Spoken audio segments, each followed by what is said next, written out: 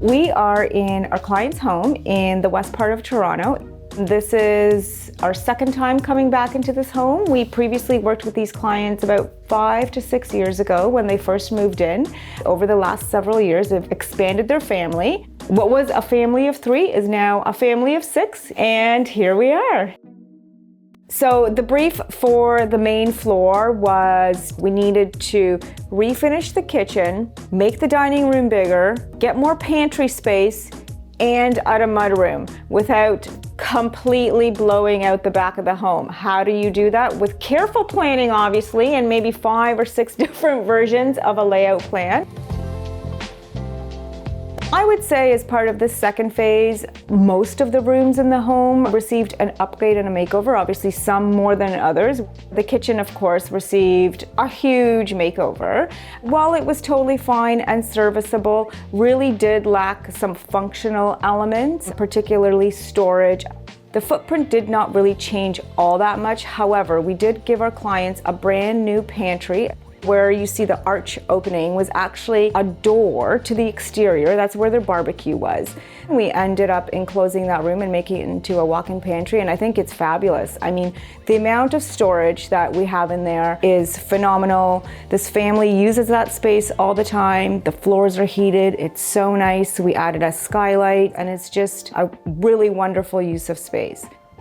In the kitchen, we really wanted to give our clients a calm space. So obviously we started with the finishes of the cabinets and the stone. The stone is gorgeous, by the way. It's a quartzite. We ended up taking that quartzite up the wall in lieu, obviously, of doing like a tiled backsplash or anything like that. It just takes that kitchen up a notch and really modernizes it. We have a custom stained walnut island. And to keep that elevated and quiet look of the kitchen, the client selected a Thermador induction slide-in range, which really just fits wonderfully in the space. The dining space, I mean, look. We designed the bench and the table and the whole space, but I would be a liar if I said I wasn't worried about how that bench was going to flow and look in the space. It's large and in charge, but honestly, like, it's amazing. You can fit the 4 kids around that bench. It's comfortable. You can fit 8 adults. The seat and the back is wipeable. We made sure to integrate storage under the bench also. All the kids' supplies and crayons and coloring papers. Our client keeps her placemats in there. So it's great because it gives her the opportunity to be able to clean up and tidy up and put stuff away, and then it's readily available for her when she needs to access it. The family does use the rear entrance quite a bit. That's where the garage is, the backyard is, and that's where they park their cars. So they're constantly in and out through the back of that kitchen with 4 kids and strollers and baby car seats. It just was not functional the way that it was organized. So we added a mudroom by creating a zone at the rear of the home. We ended up putting in a wall in front of a window, which, I mean, in theory, you think that that's a little wild and a little crazy, but in this sense, it totally works. It doesn't really block off a lot of the light. The green color is actually repeated in other spaces in the home.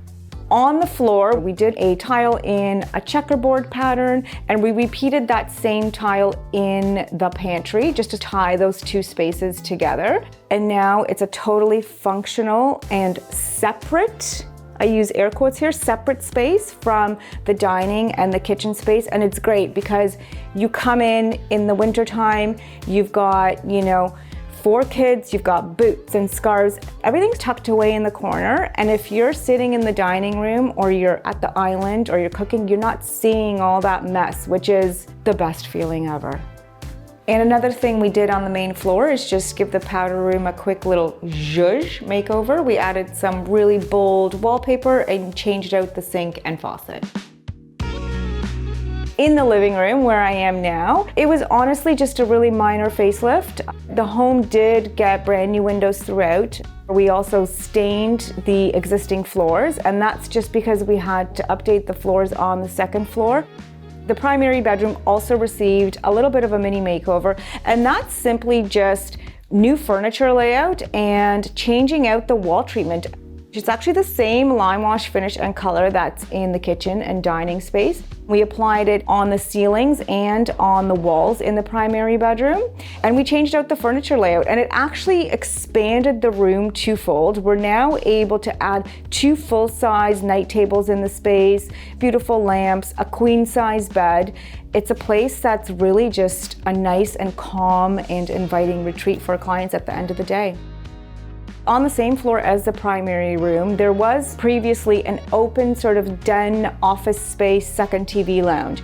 Because the family's expanded and our clients welcomed a baby girl 9 months ago, we ended up enclosing the one section of that floor and creating a nursery, and it's just the cutest little girl space. We did a custom closet in there, put in her crib, a chair, beautiful drapes, and the place is just amazing and it's so cute. One of the other massive changes in this home is that 3rd floor that now has 3 kids up there and a ginormous bathroom. I mean, it could be like a bathroom for 8.